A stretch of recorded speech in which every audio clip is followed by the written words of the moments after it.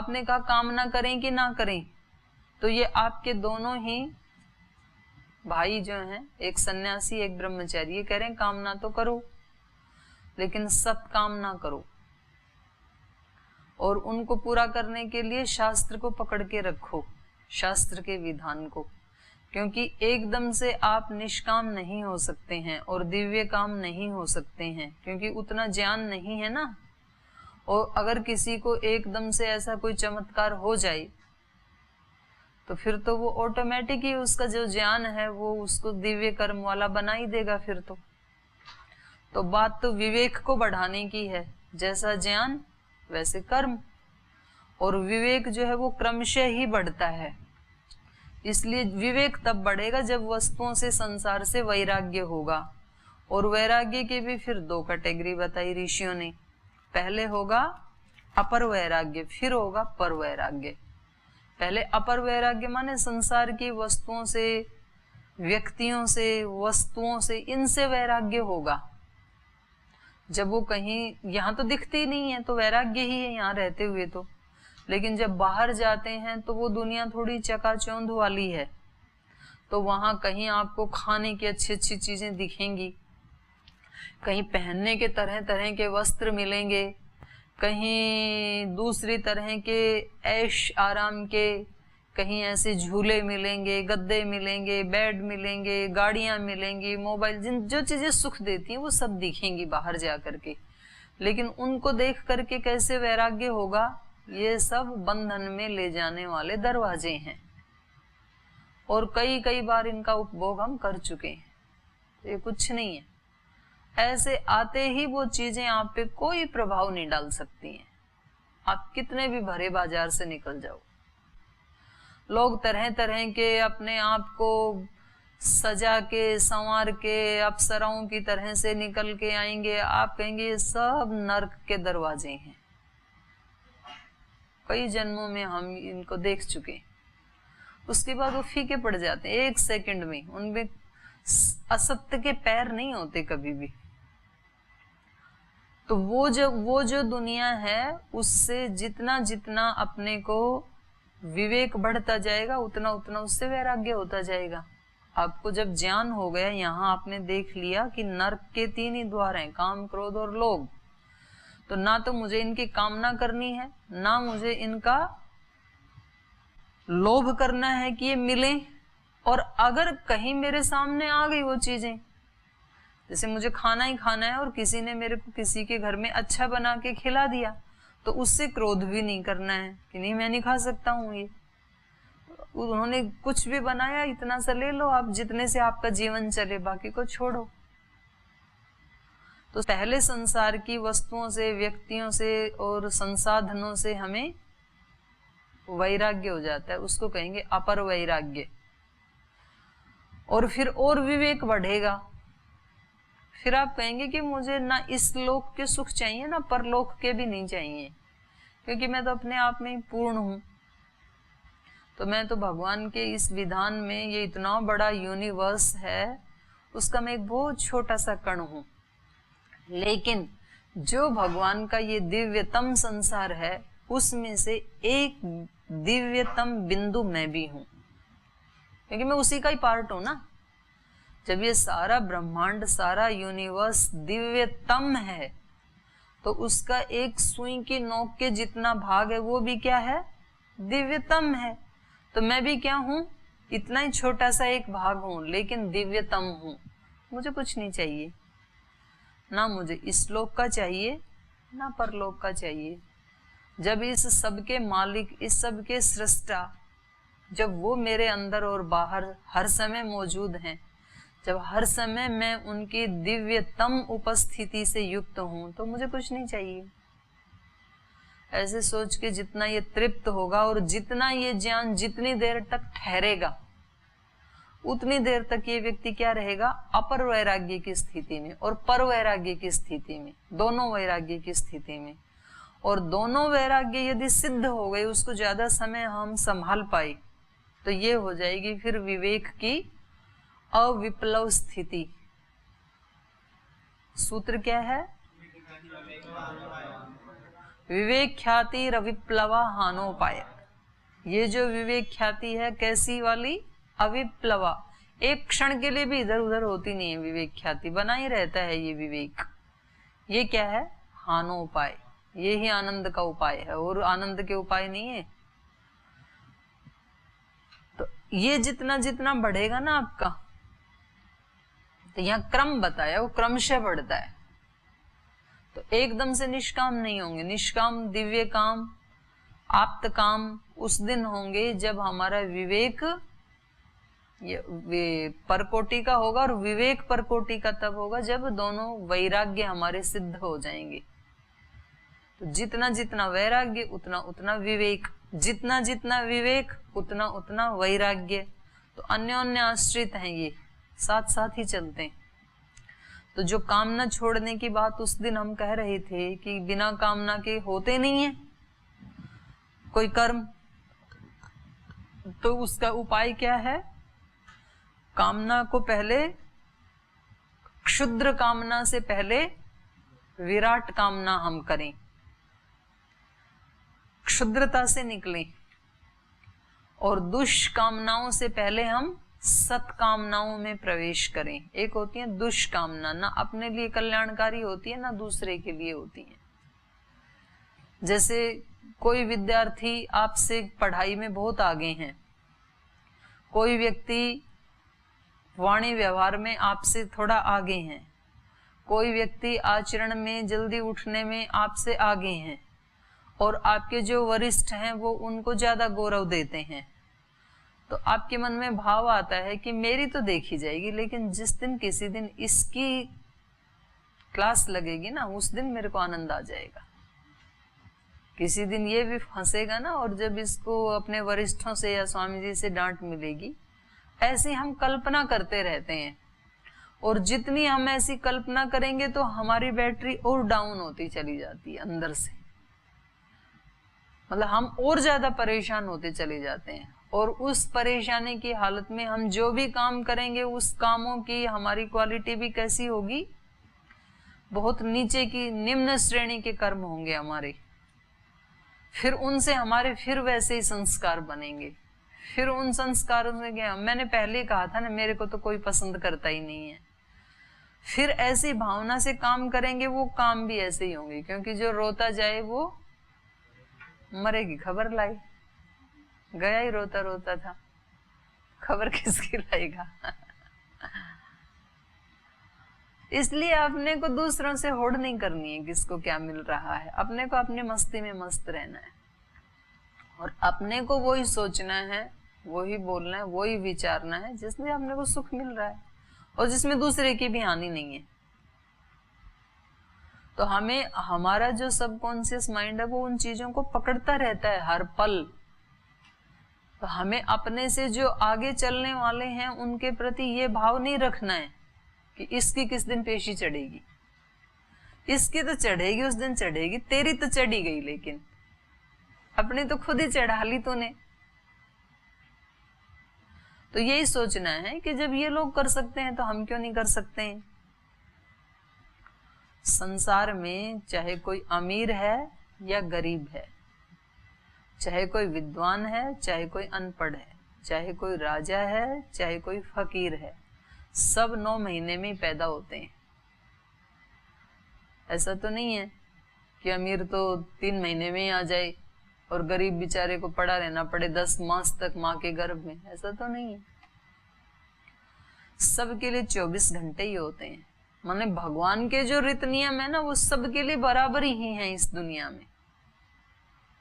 फिर ये अंतर क्यों होता है? तो ये अंतर होता है कि हमारे अपने कोई सपने नहीं होते हैं, हमारी अपनी कोई उच्च भावना, उच्च कामना नहीं होती है। क्षुद्र कामनाओं में हम जीते हैं। दूसरे लोग जो है वो ऊंची भावना रखते हैं, ऊंचा सोचते हैं, ऊंची कामनाएं करते हैं, उसके लिए फिर वो वैसे ही प्रयास करते हैं।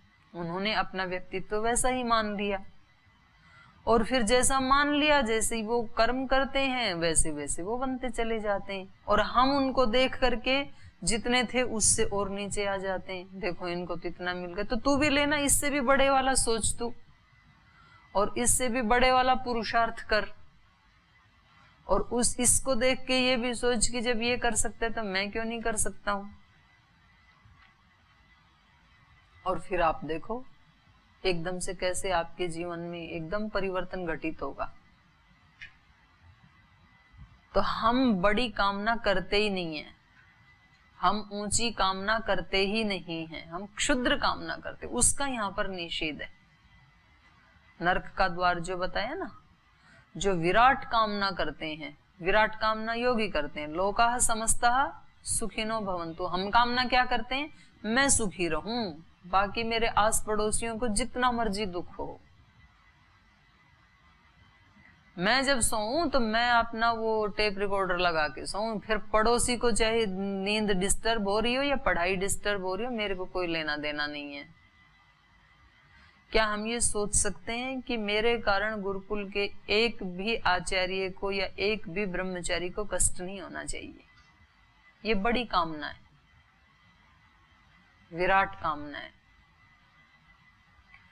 तो जैसे हमारी कामनाएं होती हैं, जैसे हमारे सपने होते हैं, ड्रीम होते हैं, वैसी फिर हमारी कृति होती है, फिर व्यक्ति वैसा ही करता है। व्यक्ति बड़ा सोचता ही नहीं है तो उसको मिले कहां से बड़ा। व्यक्ति ने सोच ही ये रखा है कि हे भगवान बस दाल रोटी देते रहना और कुछ नहीं चाहिए उसको। कभी कुछ भगवान कोई पागल है जो उसको घर को हीरे मोतियों से भर जाएंगे? दाल रोटी मांगी थी तो दाल रोटी ही मिलेगी। कुछ लोग सोचते हैं कि भगवान इस लायक बनाना कि अपने साथ साथ आपकी इस विराट सृष्टि में मैं लाखों करोड़ों लोगों का भला कर जाऊं, उसको वैसे चांस मिल जाते हैं। तो ये होते हैं सपने। सपने जितने बड़े होंगे, और एक और बड़े आनंद की बात है, हर व्यक्ति को यहाँ सपनों की पूर्ति के लिए ही काम करने होते हैं। अब वो या तो आप अपने सपनों की पूर्ति के लिए काम करेंगे या दूसरों की पूर्ति के लिए करेंगे। करेंगे सपनों की पूर्ति के लिए। आप जो कर रहे हैं, या तो किसी और ने सपना देखा था और उसको पूरा करने के लिए आप लगे हुए हैं, और या फिर आपका अपना सपना है उसके लिए लगे हुए हैं। अपने सपने के लिए, अपना ऊंचा सपना लेकर के आप यदि जुटे पड़े हैं तो वो कर्म आपको आनंद देने वाला सिद्ध होगा। और दूसरों के सपनों को पूरा करने के लिए जुटे हुए हैं तो उसमें फिर रोते झींकते जीवन बीत जाएगा। यही अंतर है।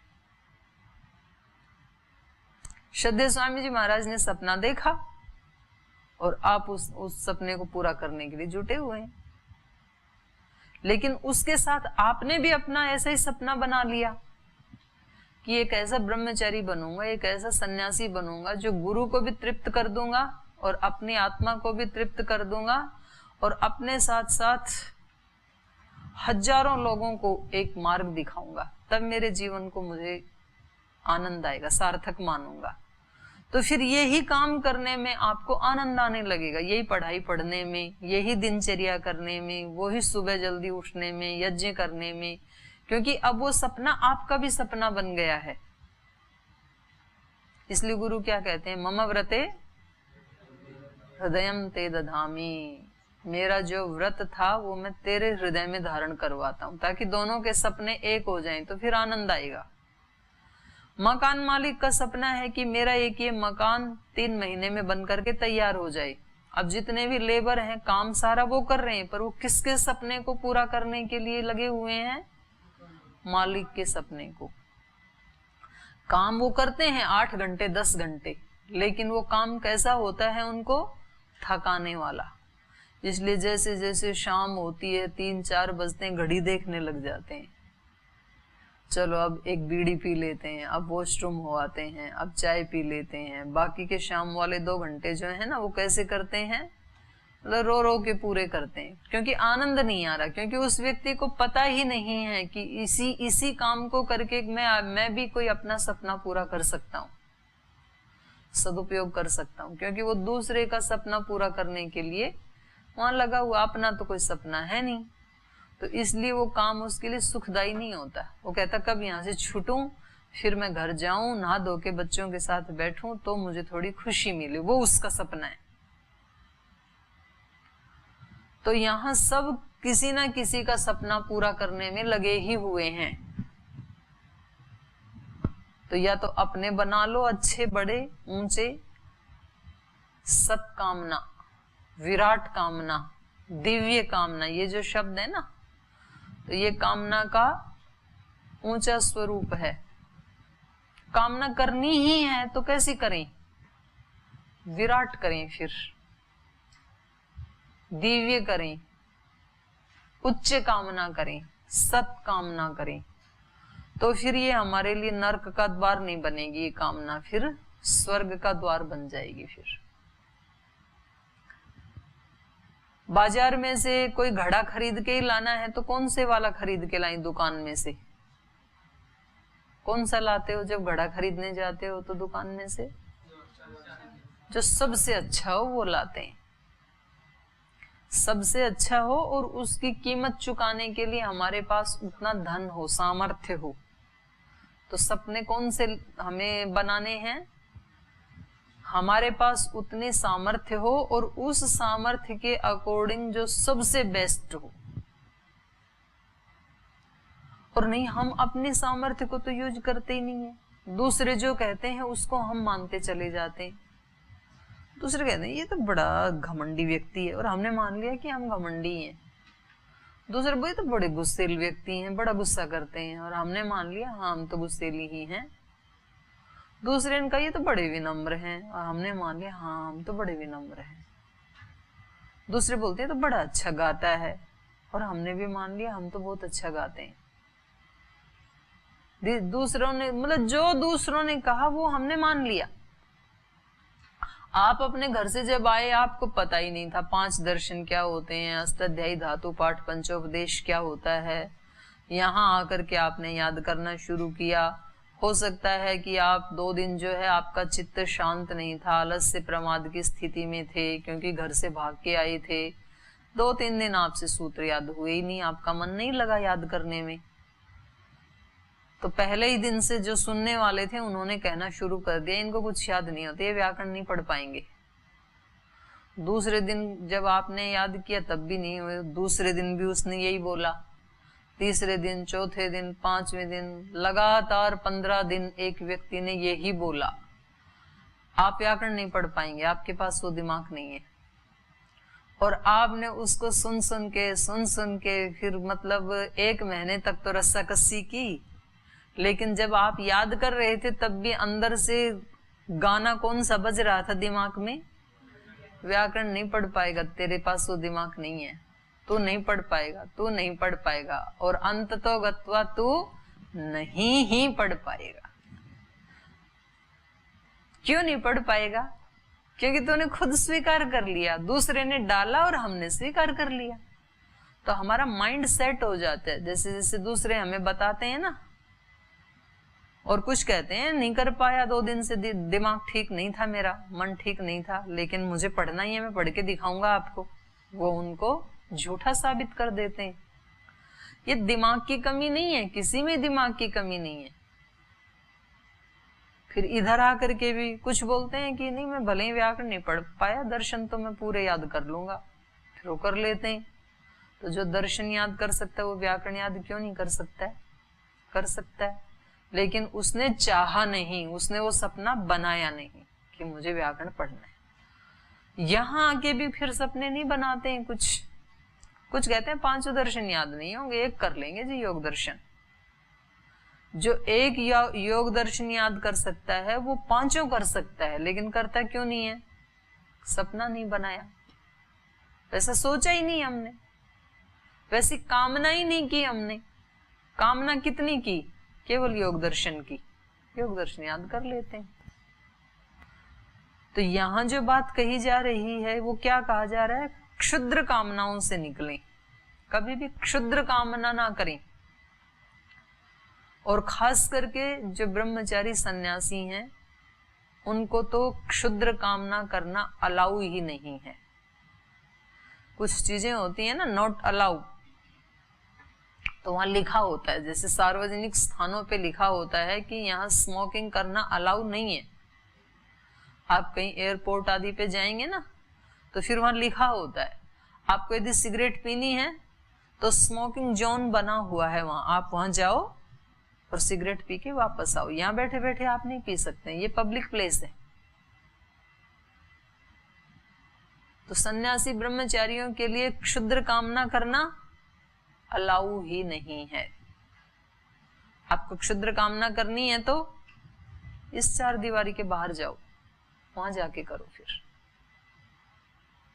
तो जब हमने ऐसा मान लिया कि मेरे लिए क्षुद्र सोचना अलाउ ही नहीं है, इसलिए यहां हमने बोर्ड लगा रखे हैं चारों तरफ। मतलब यहां मुंह लटका के बैठना अलाउ नहीं है। इसलिए स्वामी जी आचार्य जी क्या कह रहे हैं, you are in a happiness zone. आप यहाँ शोर शराबा नहीं कर सकते हैं, इसलिए अगला बैनर क्या कह रहा है, you are in a silence zone. अंदर से शांत रहो आप। यहां आप एक दिव्य जोन में हैं, तो आपको क्या फीलिंग करनी है, you are in a spiritual zone. आप एक आध्यात्मिक वायुमंडल में, you are in a blissful zone. आप यहां जब बैठते हैं तो आप क्या अनुभव करें, मैं एक ब्लेस्ड पर्सन हूं, अनुग्रहित हूं, ईश्वर की कृपा से अनुग्रहित हुआ हूं, ऐसे स्थान में मैं बैठा हूं।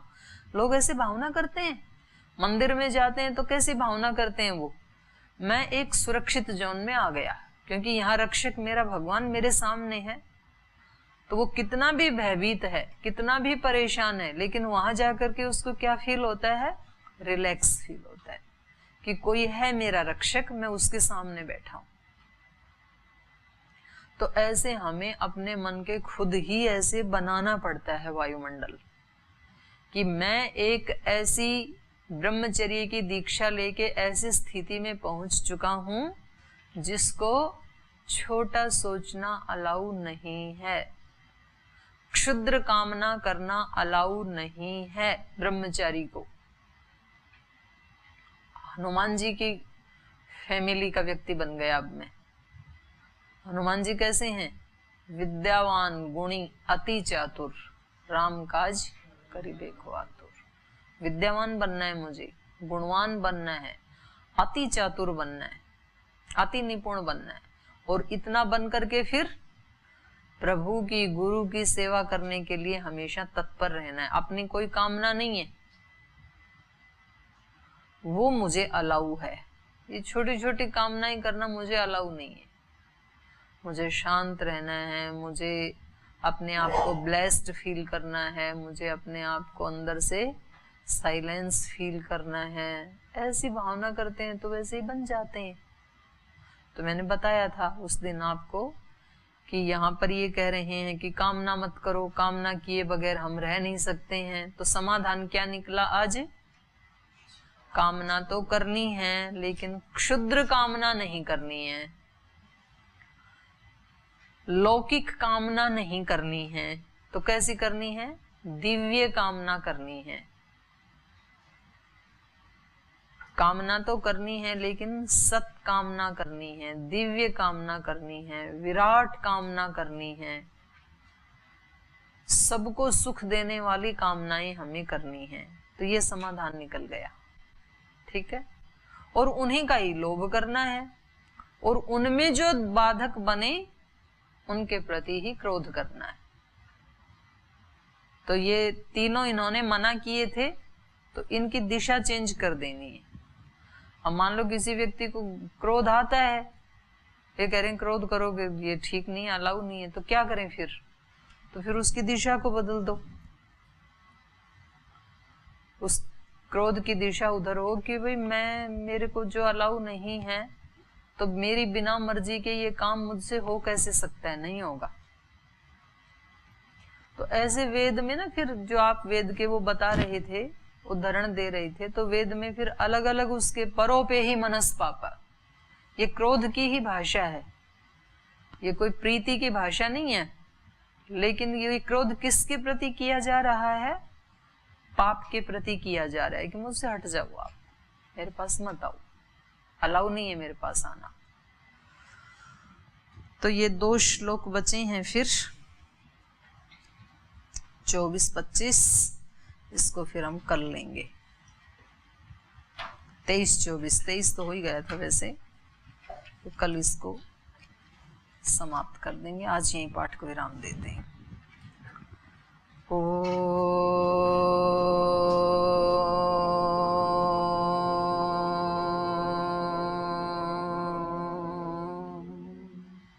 शांति शांति शांति। श्री गुरुभ्यो नमः। हे हृदयेश्वर, हे सर्वेश्वर, हे प्राणेश्वर, हे परमेश्वर। हे हृदयेश्वर, हे सर्वेश्वर, हे प्राणेश्वर, हे परमेश्वर। हे समर्थ, हे करुणा सिंधु, हे सामर्थ, हे करुणा सिंधु। विनती ये स्वीकार करो, विनती ये स्वीकार करो। भूल दिखाकर उसे मिटा कर, भूल दिखाकर उसे मिटा कर। अपना प्रेम प्रदान करो, अपना प्रेम प्रदान करो। पीर हरो हरि, पीर हरो, पीर हरो हरि, पीर हरो, पीर हरो हरि, पीर हरो, पीर हरो हरि, पीर हरो। हे हृदयेश्वर, हे सर्वेश्वर, हे प्राणेश्वर, हे परमेश्वर। हे प्राणेश्वर, हे परमेश्वर, हे प्राणेश्वर, हे परमेश्वर। ओम श्री गुरुभ्यो नमः।